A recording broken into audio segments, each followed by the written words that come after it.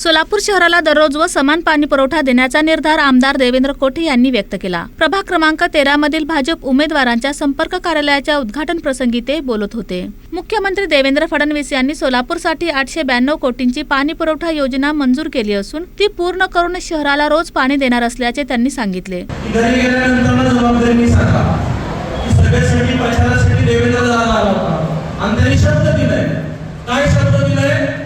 मुख्यमंत्री देवेंद्र फडणवीस साहेबांच्या कार्यपद्धतीवरती त्याला विश्वास आहे। पालकमंत्री जयकुमार गोरेंच्या कामाच्या पद्धतीवरती देवेंद्र दादांचा विश्वास आहे। माझ्या भारतीय जनता पार्टीवरती देवेंद्र दादांचा विश्वास आहे। म्हणून मी हे शब्द जबाबदारीने सांगतो की सोलापूर शहराला रोज पाणी पुरवठा केल्याशिवाय आमदार देवेंद्र कोठे स्वतःचं मत मागायला पुढच्या वेळेस निवडणुकीला तुमच्या घरी येणार नाही। हा विश्वास, हा जबाबदारीचा शब्द माझ्या माता भगिनींना मी आज आपल्या या माध्यमातून देतो।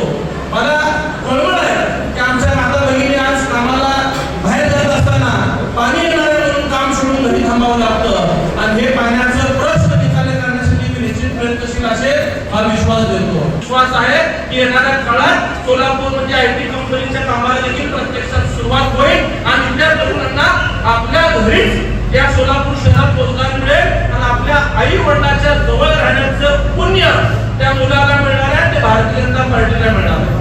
आज सोलापूर महानगरपालिकेमध्ये भारतीय जनता पार्टीची सत्ता आल्यानंतर आज 8-9 वर्षाचा कालावधी गेलेला आहे, परंतु आठवा की पूर्वी सगळ्या रस्त्यांवरचे दिवे हे पुढ्या मर्क्युरी लाईनचे असायचे।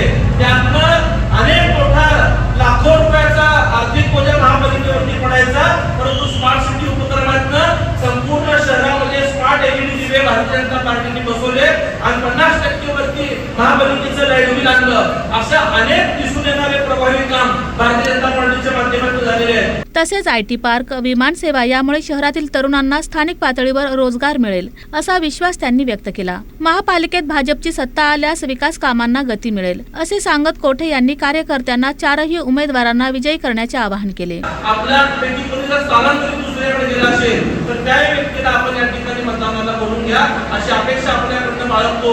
एक मत या स्थानिक स्वराज्य संस्थेसाठी आपल्याला महत्त्वाचा असतो। त्यामुळे सगळ्या लोकांनी एक दिलाने, एक विचाराने एकत्रित येऊन आपण ह्या प्रभाग 13च्या चारही उमेदवारांना निवडून द्या अशी आपल्याकडे खात्री आहे।